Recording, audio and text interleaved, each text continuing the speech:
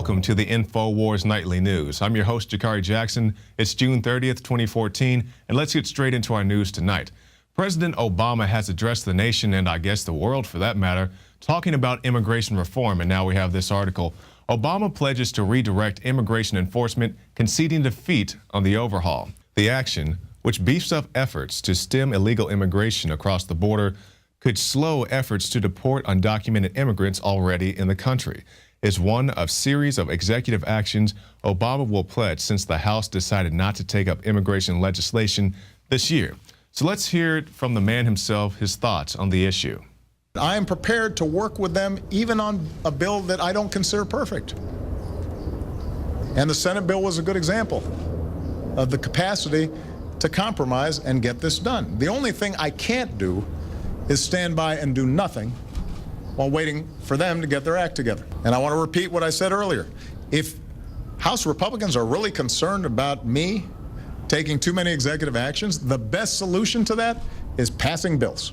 So did you hear what he said? The they that he's referring to in that clip is the Republican Party. If they would just do what I want them to do what I tell them to do, then I wouldn't sign executive actions. If they would do this, if they would do that, if they would let me launch these unconstitutional wars, I wouldn't have to sign executive actions. Well, that's why you have, opposing parties, Mr. President, so you can have checks and balances. So not one branch can have any power over the other branches, so you can have a nice consistent level playing field, not just people to be your yes men like all the other people who are in your White House. But people said no to something, not yes men, but no men. The Supreme Court came out and they said, no, Hobby Lobby does not have to pay for your abortion. Supreme Court rules in favor of Hobby Lobby on contraception. On Monday, the Supreme Court ruled 5-4 in favor of Hobby Lobby in a case challenging the Obamacare contraceptive mandate. So contraception is a piece of this, but the larger issue is that Hobby Lobby just does not want to be involved with abortion. They said, hey, Sally, who works in Floral, if you want to go out there and be Miss Wild Girl, you need to handle your own business yourself. We don't want anything to do with that. So good for you, Hobby Lobby, standing on your religious freedoms. And in a country of people who consider themselves to be liberals and free thinkers and were acceptive to other points of view, we have this article. F you. Left-wingers want to burn down Hobby Lobby after the Supreme Court win. Now, I will caution you that some of the things we're about to look at are quite explicit. So let's look at some of these tweets. Sandra McMahon writes, F you, Hobby Lobby, you narrow-minded anti-women pieces of excrement. But not to be outdone, we have R.B. Blair. High Court rules in favor of Hobby Lobby. What the F is the Supreme Court smoking? But you have to have the people who always call for the violent rhetoric. So we have Jeesley Crow, Hobby Lobby, time to burn that excrement down. So all these people who consider themselves to be tolerant of other people's views and lifestyles say, hey, if you have a lifestyle or a view that I don't agree with, your establishment needs to be burned to the ground. And then you see the violent rhetoric. Just like after Sandy Hook, the unfortunate situation there, you had people calling for the death of NRA members' children. NRA, you don't know what it's like to lose a child, so you need to have your children murdered. So it's always these liberals who are actually authoritarians trying to tell you how to run your life.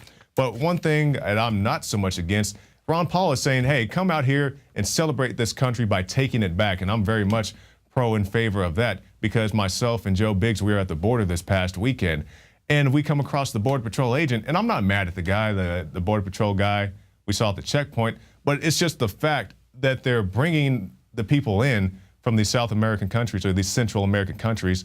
They contact them at the border and then they say, hey, here's your order to appear in court, but here's your ticket, your bus ticket to anywhere inside the continental United States.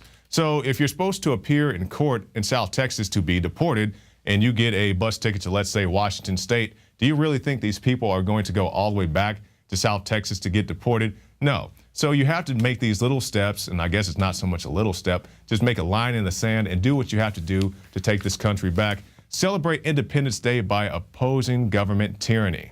What should be a celebration of the courage of those who risk so much to oppose tyranny will instead be turned into a celebration of government, not liberty. The mainstream media and opportunistic politicians have turned Independence Day into the opposite of what was intended.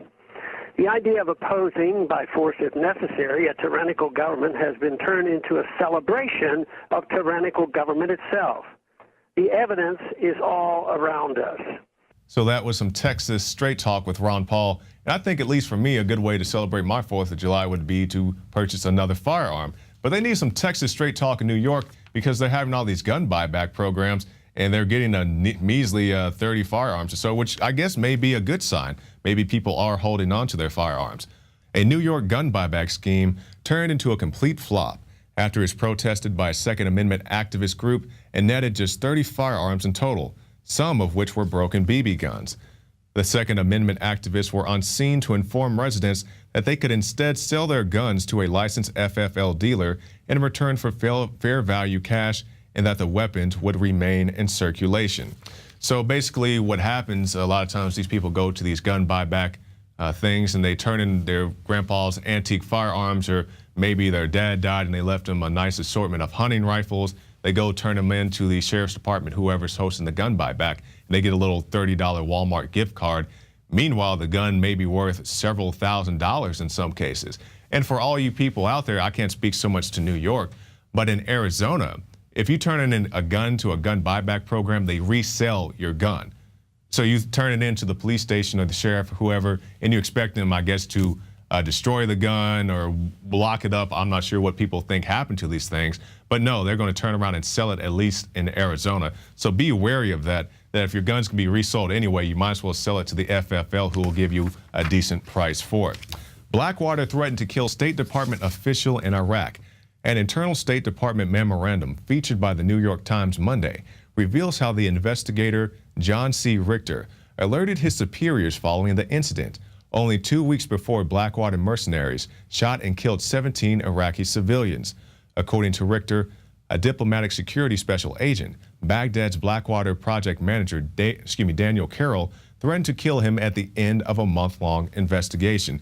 So this just goes to show the things that can happen, the unaccountability when you have these private mercenaries. And that's by no means saying that our current military is blameless. They definitely are not that. But when you get these private contractors to come in there, they can pretty much do whatever they want. And that's even what the guy's saying here is like, hey, he's like, hey, I'll kill you in this desert and nobody's ever going to find out about it, or we'll shoot you and just say you got shot by some insurgent.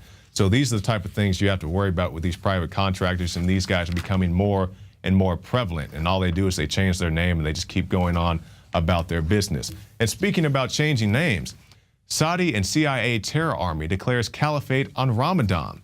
The Islamic State of Iraq and al-Sham, ISIS, the terror army supported by Saudi Arabia, the CIA, and trained by the Pentagon, has declared a caliphate in the Middle East. It has changed its name to the Islamic State, dispensing with Iraq, Sham, and the Levant. The announcement was made on the first day of Ramadan, the Muslim holy day. And basically they go on to say that all Muslims need to pay their allegiance to them, get down with us, get down or lay down kind of deal. So you have these terror groups running around, and the photo that's on INFOWARS.com shows a map that they released this past weekend saying that we're going to control all of that. And yeah, good luck with all that, you CIA-funded terror groups. So we'll end tonight with this. Professor body slammed by cop for refusing to show ID. Let me see your ID, or you will be arrested for failing to provide ID. Are you serious? Yes, I'm serious. That is the law.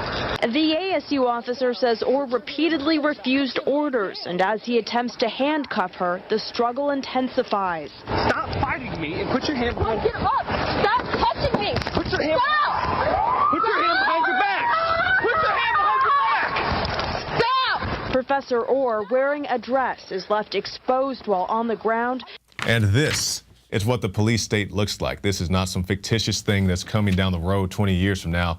It's very much alive and well in the United States of America today, because these are not isolated incidents. This happened in Arizona. This has happened in Austin, Texas. It also happened in New York. And these are just the things that we know about. I'm sure it happens more often than this. People jaywalking, people not obeying the traffic control devices. They get handcuffed, thrown to the ground, and it's just a normal day because this officer felt disrespected. This is what happens in this country. This is what they do with their police resources. And I always have to put the disclaimer out there. There are plenty good police, military, but it's guys like this that just make you look bad. So this is what they do with their resources. But here at INFOWARS.com, we try to bring you the best with our resources. That's why you need to go to prisonplanet.tv, get yourself a 15-day free trial. You get the Alex Jones Show, the nightly news, the special reports, the rants, and so much more at prisonplanet.tv. So stay tuned, because after this break, we'll have a special report. John Bound is detailing the immigration scandal in Falfurrias, Texas. And also we have the special report from the Vault, Charlie Sheen's 20 Minutes with the President. This is the INFOWARS Nightly News.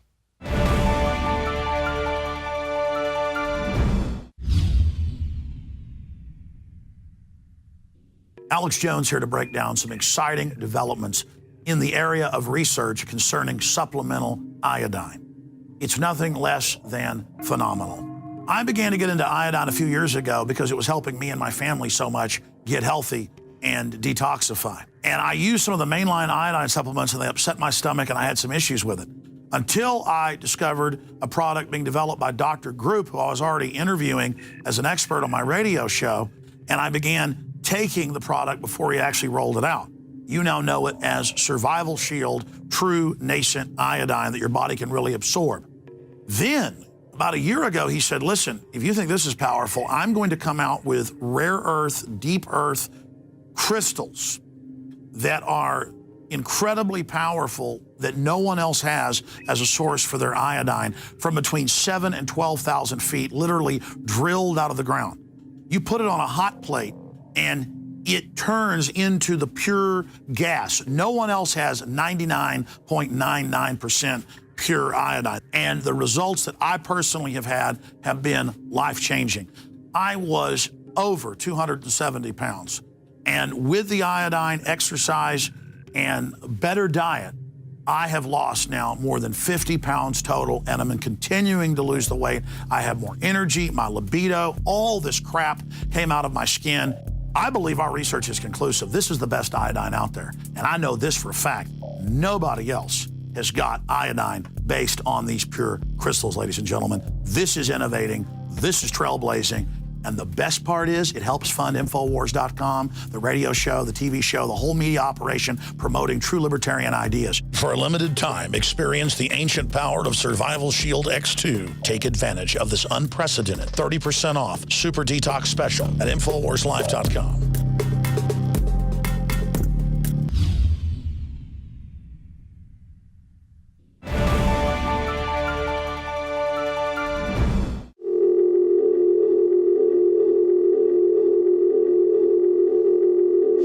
These cities just above the U.S.-Mexico border don't receive any federal funding.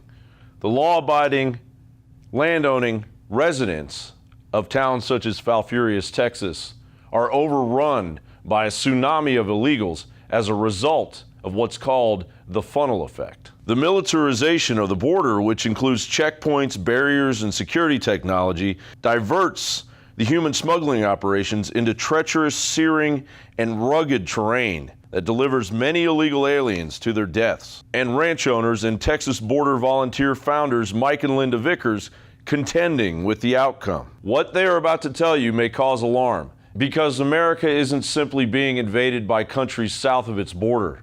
It is increasingly being invaded by countries from all over the world. Can you speak about your organization, explain where some of your volunteers come from and who they are? Actually, we even have a lot of out-of-staters, Nebraska, Massachusetts, North Carolina, Oklahoma, many from Florida.